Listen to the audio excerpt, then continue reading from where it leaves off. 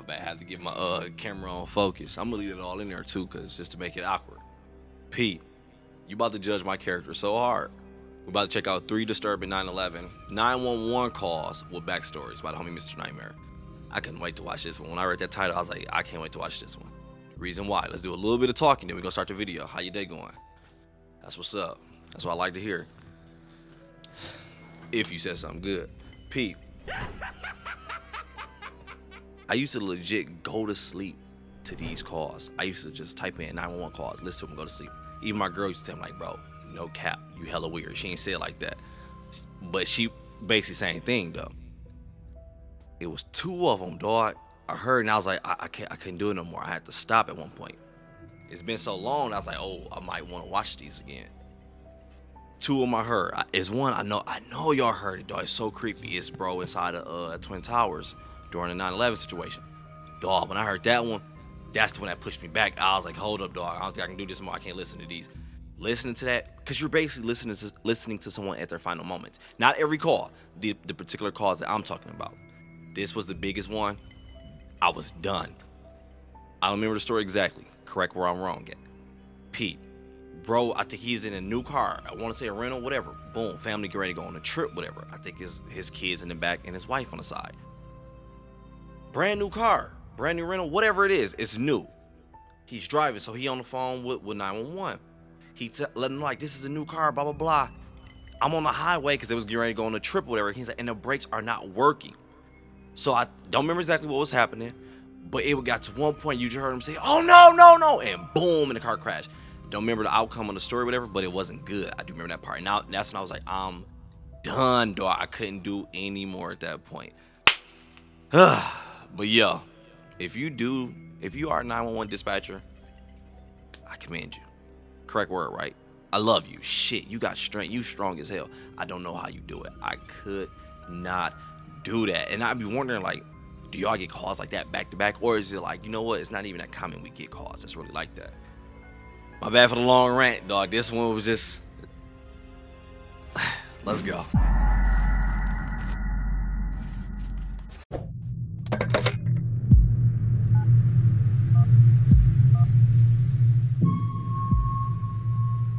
Sean Great stalked northern Ohio between 2006 and 2016, slaughtering women after assaulting them. He's now on death row awaiting execution, thanks to one would-be victim's bravery. The following 911 call you're about to hear is of that would-be victim and is possibly one of the most tense 911 calls you'll ever hear. On September 13th, 2016, Ashland police received a phone call from an unknown woman who police referred to as Jane Doe, who whispered that she had been kidnapped and was tied up mere feet away from her sleeping abductor. She tried to describe the man who was holding her captive and the house she was in. The best she could manage was that it was next to the 4th Street laundromat.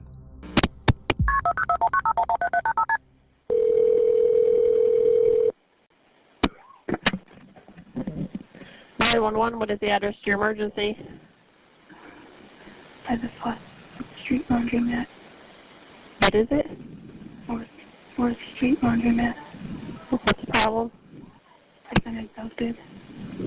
Who abducted you? Sean Green. Good, good. You said John Green? Sean Great. Where's he at now? Asleep. Nigga on the side of me. In the bedroom.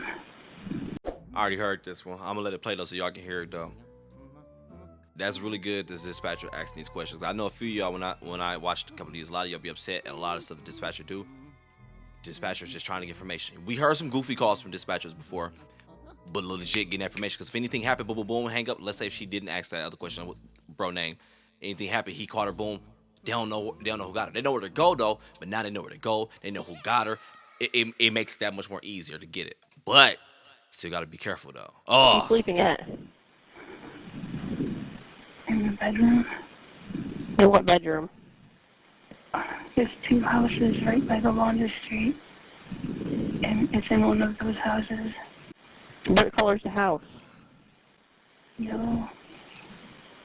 Please hurry. Please, come on. Is it an apartment?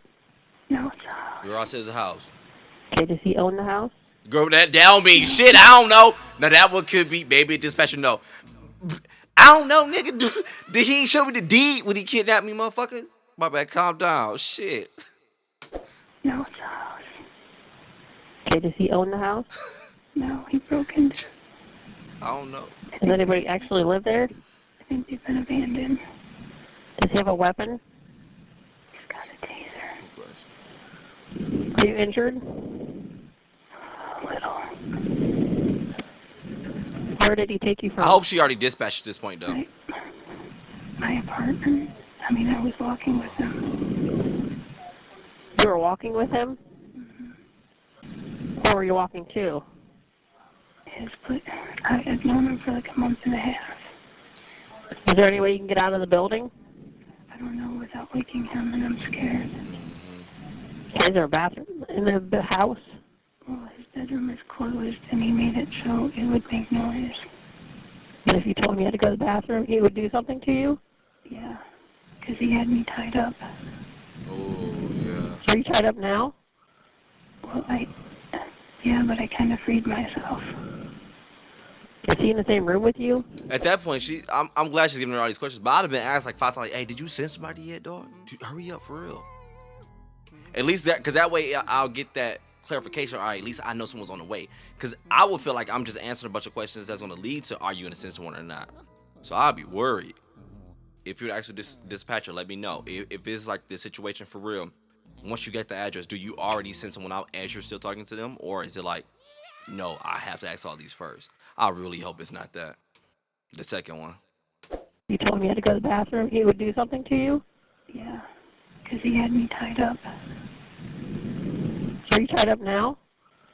Well, yeah, but I kind of freed myself. Is he in the same room with you? Yes. Oh, yup, I remember this one. Are you bleeding from anywhere?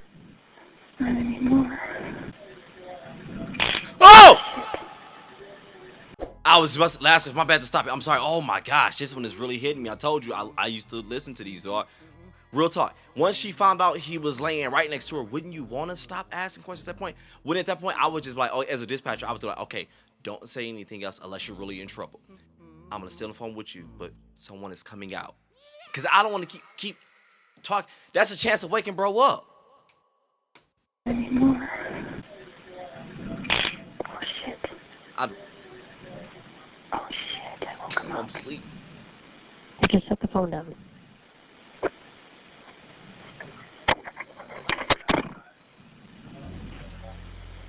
While the 911 dispatcher continued talking the caller through escaping, Jane accidentally knocked over her captor's taser, waking him. The line went dead briefly, and she was suddenly minutes away from being the 6th victim of the serial killer Sean Great.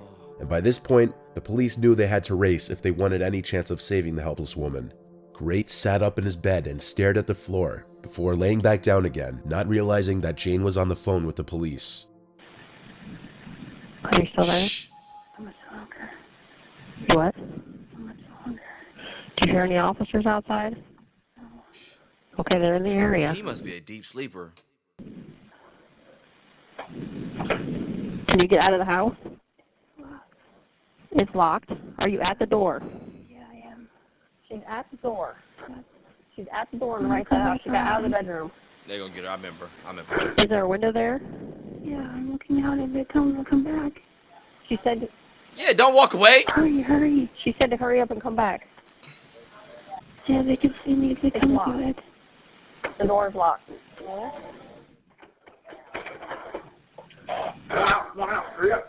Yes, sir. Where is he? Bedroom sleeping. Still sleeping? Yeah. Okay, they have her. He's not armed. He's unarmed? Yeah.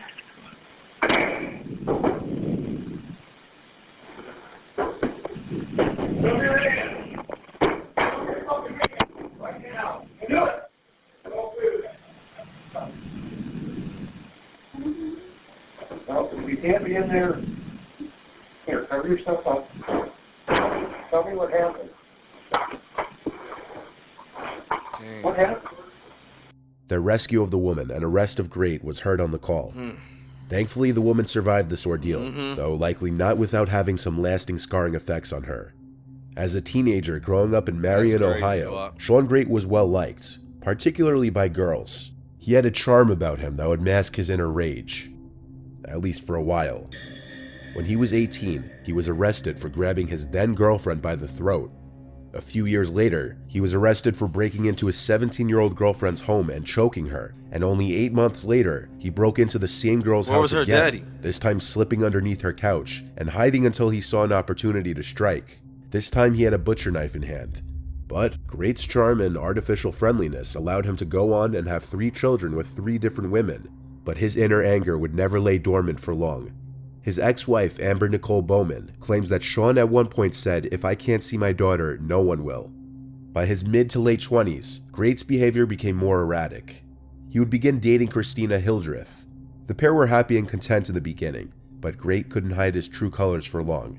Not only did he become violent, controlling, and jealous, he would also show signs of being cold and indifferent towards his confused girlfriend, and would eventually end up physically abusing her. That's crazy. So was he dog. violent with you? Yes. In what way? He broke my hand, blacked my eye, strangled me, tied me up.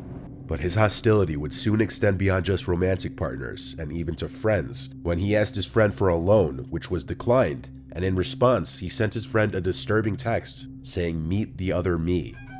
Let's go Eventually, then. Great would find himself living in Mansfield. Shit, nigga, hopping meet from my 30. Like, boy, God, that's messed up because I don't want to give you no money. Boy, stop playing with me, man. himself living in Mansfield, hopping from woman to woman, and around this time, he met his first 2 victims, Rebecca Lisi and Candace Cunningham. Rebecca was a sex worker, and her body was found in March 2015. Her death was ruled an overdose originally, but Great later pleaded guilty to her murder. Candace Cunningham lived with Great in Mansfield before her disappearance in 2015. Police couldn't find her until the day of Great's arrest, when he led police to her body, which was lying behind a burned-down house in Richland County on the day of his arrest. That's crazy. Great managed to somehow become even more barbaric towards his next and final victim, Jane, who you heard in the phone call just before. Jane met Sean Great around her apartment complex, and he eventually gained her trust. That was when he exposed her to his true self. He trapped her in an abandoned house and forced her to endure days of torture and other unspeakable things while she was tied up. Great barely slept on the first night of his victim's capture, giving her no chance of escape. However, after another day of torture, Great eventually passed out. His phone was right next to him going off, but he was seemingly in a very deep sleep. So Jane took this opportunity as her likely last chance to escape alive, and she reached over his sleeping body as stealthily as she could to pick up the phone and dialed 911 while still partially bound. And that was the start of the 911 call. When police arrived at the property, they were met with more bodies than they'd expected. Great had been mercilessly killing the women who were unfortunate enough to trust him, and some of them were decomposing in the house he was squatting in. The 911 operator received a lot of hate and ridicule over her loud voice and constant seemingly... I ain't cap, she was being a little too loud. She was. But I think she asked some good questions. The 911 operator received a lot of hate and ridicule over her loud voice and constant seemingly unnecessary questions during the call, as many people believe she could have very easily led to Great being awoken, either by the sound of her voice or because of all the questions she was making Jane answer. Thankfully, things went the way they did. And this 911... I think she had some good questions, but I do somewhat agree with that. Cause some of the questions I was like, all right, come on, why you asking them back to back like that? Like, she told you, like, he is next to me, sleep. It's like, bro, I got some good information. Let's just stay on the phone. Hush up. The question she was making Jane answer. Thankfully, things went the way they did. And this 911 call was a very fortunate story, as it got a monster off the streets who no doubt wouldn't have stopped doing what he was doing. The call you're about to hear was made by millionaire James Bob Ward, reporting that he had just shot his... James Bond. Hold The up. call you're about to... Hold up. Oh, that is 1080. The call you're about to hear was made by millionaire James Bob Ward, reporting that he had just shot his wife. His tone throughout the call is very monotone, calm, and nonchalant, considering the matter for which he's making the call. The real estate mogul claims he walked into his and his wife's room to turn in for the night, and was shocked to find his allegedly depressed and intoxicated 51-year-old wife, Diane, holding his Magnum handgun. Bob says the weapon accidentally discharged while he was struggling to get it away from her before she could kill herself or him, or the both of them. Ooh, nigga. This was the call. Yeah, what's the emergency? I just shot my wife. You just what? I just shot my wife. Where's your wife? She's right here on the floor. Please send somebody at 5277 Iowa Country Club Drive. Okay, what's going on there? I just shot my wife. You just shot your wife? I shot my wife, yes, please send somebody over. Don't mind with me. Let me add the fire. I shot my wife, yes, please send somebody over. Don't mind with me. Let me add the fire department. Don't hang up. I will. Oh, they were showing the blood. My bad. I'm sorry. Okay. I'm like, what they showing this little drip? All right. Because I was confused. I was like, that was a weird angle. Okay. Your wife? My bad. I shot my wife, yes, please send somebody over. Don't mind with me. Let me add the fire department. Don't hang up. I will.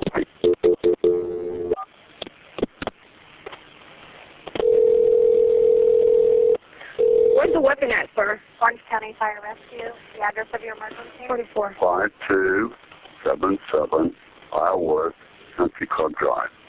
On there. I just shot my wife. Okay, where's the weapon? It's in the, Yes. I'm sorry? Where, is she breathing? No, she's dead. You know that for sure. I think so, yes. Okay, sir, where is the weapon? It's in the nightstand next to the bed in the master bedroom. And I'll be glad to meet the officers at the front door. Where is your wife, sir? She's on the floor in the master bedroom. How old is she? Born in 1954. Okay, you're sure she's not breathing or? She's dead. She's done. I'm sorry. Sir, did you purposely do this? Hell yeah. No, Or was it an accident? it was an accident. How long ago did this happen, sir? Probably 5 minutes ago. I'm on the front steps. You're out on the front There. steps? Yeah, I'm on the front steps. Okay. And leaving the front gate from the front steps. We'll go upstairs and we'll find Diane. Yeah, they're passing. You told me back up. Did you see the deputy? Yeah, I see lights, but they're somewhere back up. That's them back up. He like, these motherfuckers dumb, bro. Tell bro back up. I'm right here, dog. You know what this made me think of so far? I mean, he ain't really getting to nothing yet. But it's making me think of, have y'all seen this movie called Law Abiding Citizen? It's really hella good. Basically, bro, he just get to exposing the system and like playing it, dog. But I just kind of thought about that, this story, because he is very like, I did what I did. And the way he's explaining it, don't know what happened. The way he's explaining it sounds like one of them situations where it got down, like where you just know the relationship was just holding going for years and years and years. And it got to the point where something financial or sex, because usually that's what usually in marriages and shit. It probably got down to the point of something that where it's like, yeah, it's the end of the road. But I don't get why off someone before that. Like, just go my separate way. Like, fuck it. But then again, I don't know what happened.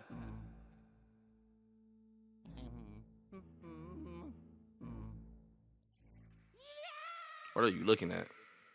Like, for real? Just passing. You told me back up. Did you see the deputy? Yeah, I see Hey, bro! lights, but they're somewhere back up. That's them back up. Hey, guys, over here. What I say? Over here. Guys, over here. You're on the phone. I'm making the phone stop. No, I got him on the phone. We're good. We can hang up. We're with him. Okay. Bob was charged with second-degree murder of Diane. He has always claimed the gun went off when he was trying to get it away from Diane, but prosecutors believe the two were arguing over financial problems, and that's why Bob shot her. Now it was up to a jury to decide, but to this day the question is, was Diane Ward's death really just a tragic accident? Or did her husband Bob murder her in cold blood? Well, not too long ago, a significant discovery of a letter from the grave may finally answer the question that's confounded the justice system and haunted the Ward family since the day Diane died. What? Bob and Diane had it all, a happy 26-year-old marriage, 2 daughters, and enough money to own numerous luxurious estates in several states. Daughters Sarah and Mallory say they and their parents were a loving, tight-knit family. But eventually, Bob's real estate empire collapsed under the weight of the Great Recession, and even though Bob was facing bankruptcy, his daughters claimed he remained optimistic. But not Diane, who grew increasingly low-spirited over the prospect of losing the family fortune. Sarah said her mother vainly tried to ease her depression with booze and prescription drugs, and that she would turn into a different person far from the loving mom she knew, and Had to close my window for this one. This is about to get legit serious. We're about to do some real talking. You can fast forward if you want. Pete, y'all ain't gonna like me for what I'm about to say. I could be wrong. Don't know what happened here. I'm about to assume he was right. And the reason why I feel like that, I'm gonna let the story play out. I don't know 100% what happened. I'm just going off what I've been told in the story. Pete, that's what she know. That when people, we see how people get when they, that lifestyle, like all, remember that Mr. Ballin story we watched the other day, the crossbow story? I ain't gonna spoil it. When you got all that and it's spoiled, like you're spoiled and it's all at your grab, and then someone's like, all right, we about to take this away, and you can't live that lifestyle no more. You know what people do to other people, dog. My bad to be whispering. The reason why I was like, y'all ain't about to like me, because I'm about to say he's right. He may be right. What he's saying, maybe telling the truth, is because if she's going that route and she's going to get to the point where, sure, she is going to be mean to him, because like, why you need to be making money, blah, blah, blah. We know how these situations be working, bro. So it's probably one day, it was probably at the end of the marriage anyway, who knows, like, look, we losing the money, blah, blah, blah, all this about to go away. We struggling to hold on, not trying to make money, and we're struggling to hold on as well. So I can see him coming into the room, her got pole on him, boom. He like, oh shit, I knew it, boom, boom. So they get to a little scrap, woo, woo, woo. Overpower, boom. Gun probably didn't go off, probably step back, popped her ass, Pete. The reason why I say that, and the reason why he probably so calm when he called, because it's probably at the point, was like, bro, I don't even care no more. I was losing everything anyway. She's about to her anyway. This was the end. It's a GG. That's what I feel like. Could be wrong. I'm gonna let it finish. Last thing, then we're gonna get back to the story. I'm telling you, dog. This one, the reason why I can see it that way, I'm about to assume real quick. I could be wrong. The reason why I really believe that, because again, that Mr. Ballin story we watched the other day, crossbow. When people are born, I don't know if they are born into like all this money, or this is all they know basically, and they use it and it's all for show and tell, just to be the big person around their friends. You can't take that from them, because they're gonna go crazy. Like, oh shit, what I'm gonna do now when I gotta move back to the hood, or I gotta work a normal job, and all my friends know I ride around in Rolls Royces, all shit and shit all day, right? Bro, I legit feel good to know that I legit was at the bottom, dog. Not even trying to be funny, like say Drake quote, whatever. Legit was at the bottom, then got to where I was. Pete, let me tell y'all a little bit about my life, real quick. Man, growing up in Flint, dog, crazy where we grew up at. House with roaches here and there, mice here and there. Had it all. I seen it all. Lights off, water off, whatever. Boom, boom, boom. I remember one morning, my mom woke me up. It was like 5 in the morning because dogs got to go to work, kids got to go to school. Big ass bucket that people be using to cook like greens and shit in for Thanksgiving, like when you got to make a lot and shit. Sent me outside, one of them was to the neighbor yard. Like, go get the water. Go to the side where the water hose at, put some water, fill it up with water. It's cold. It's Flint. It's snowing. I'm running there with this big ass bucket, sitting there doing it, bro. I'm scared as hell. Like, oh, nobody catch me, boom, boom, boom. Fill this bucket, and it's taking forever. It's a big ass bucket. Fill up, boom. I'm walking with this mother peep. I look in the window. I can see the neighbor, his wife, looking out the window, but I think she let me do it. I think she knew, bro. She didn't say nothing, and I didn't tell my mom neither. So I'm walking back like this with this big ass bucket and water like spilling, kind of like in this snow, bro. So this shit hit me and it's feeling like it's just like shooting me. So walking in, getting the water, taking the house. Got to use that mug. Everybody clean up, do what they got to do, brush their teeth, boom, boom, boom, flush the toilet, do it how you do it, whatever. So I live that life, and then, just to let y'all be nosy, then my sister, you know what I'm saying, she getting to do real estate, boom, boom, her husband get drafted to the NFL. Life changed for us, crazy. So I saw the bottom, and I saw the top, so I live that lifestyle, living hella rich. That's what got me to Texas. Look, just let y'all know my lifestyle. But I've been back and forth since then. I say all that to say this. I'm glad that it was that way for me, because I can adapt either way, either side I go to. I'm going to adapt. I can, I will. Some people, they can't. My bad for that big ass rant. Dog, crazy. By the way, I'm grown now, so they kick my ass out. I don't live that rich lifestyle no more. I don't live with them niggas no more. You get your ass out of here, go to school, boy, do something. Like, damn, I love this lifestyle, shit. We're used to. And Sarah says her they father took it was from like me, her dog. public. She said her mother was also directing all her anger and resentment at her father after having to cut back on some of the luxuries the family grew used to. And Sarah says her father was like her mother's punching bag. Bob's defense attorneys painted Diana as a suicidal and unstable person, and in 2018, his defense attorneys produced new evidence. A suicide note written by Diane was found in the couple's Atlanta home. It was reportedly found by an estate sales professional in the closet in the master bedroom. She stated that she was on a ladder in a small closet in the bedroom when she noticed a pink notebook next to some hair rollers. She opened the notebook and found a note and some cards with Diane Ward printed on them. The alleged suicide note read, "Dear Mallory and Sarah, please know how much I love you. I don't know how it happened for me to end up like this. I want you to have wonderful lives and know that I will always be watching out for both of you. Take care of Daddy. I love you more than you will ever know. Take care of the dogs. They will need you." Defense attorneys claim that a former She was FBI about to handwriting leave. expert could testify that Because she said take care of Daddy, meaning she was about to leave. And then he probably did it. Oh, damn. need you. Defense attorneys claim that a former FBI handwriting expert could testify that he thinks the handwriting is indeed that of Diane Ward. Because I was thinking that too. It So looked this all beautiful. begs the question, is what Bob says true? Was his shooting of his wife an accident?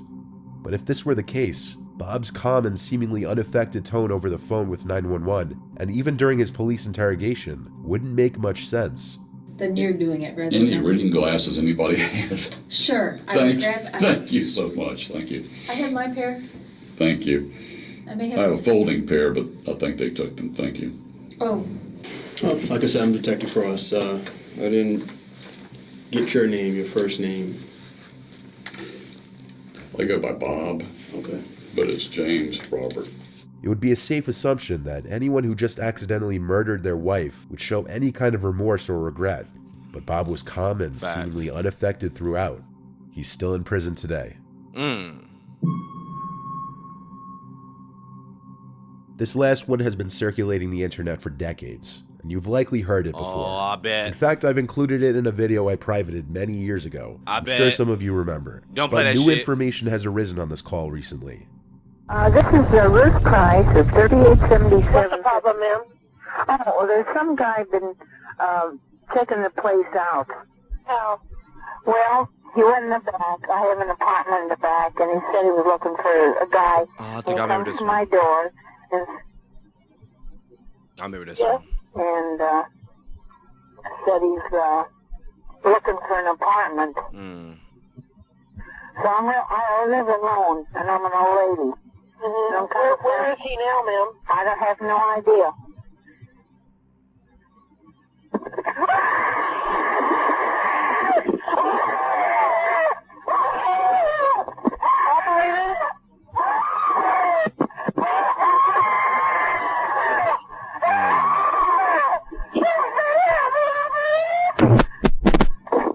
For the longest time, this phone call was commonly just referred to as things like old woman murdered during 911 call.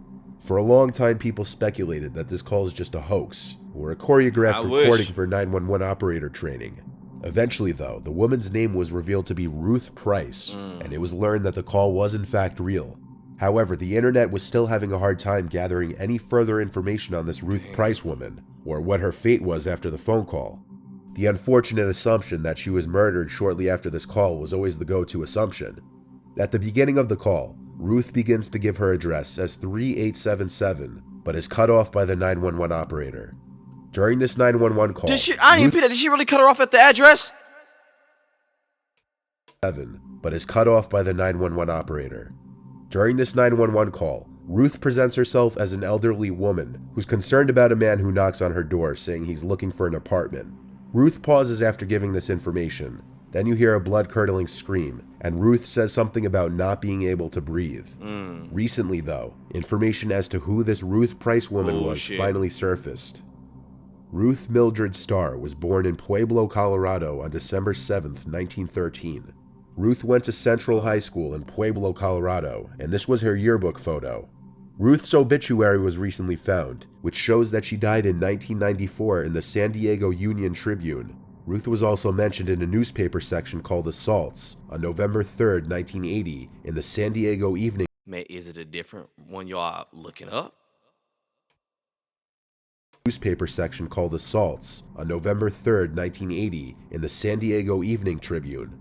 In this newspaper clipping, it says Ruth M. Price was assaulted on the 3800 block of 35th Street.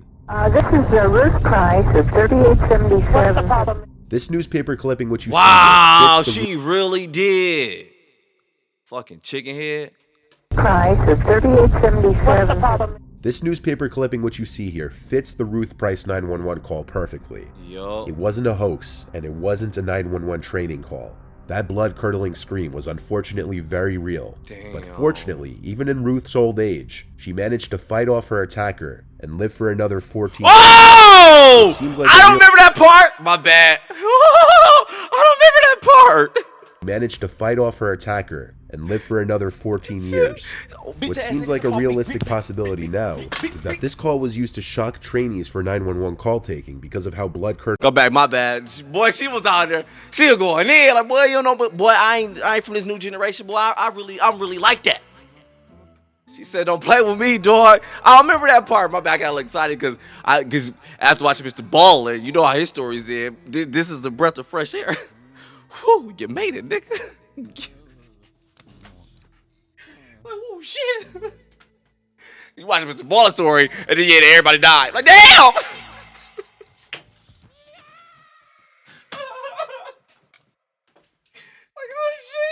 My bad, calm down. Story ain't over yet. I mean, a twist could still happen, but we don't want that.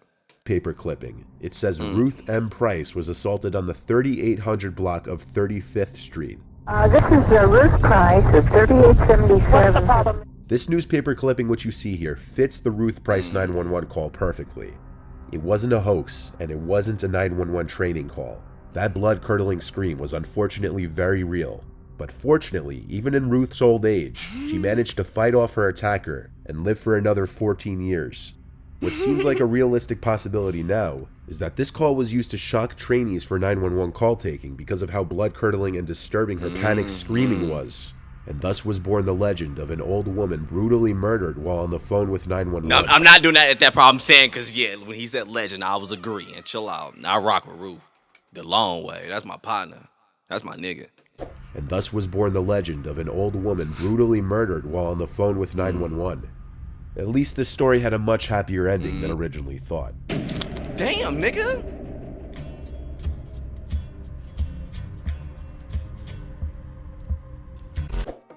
Mr. Nightmare!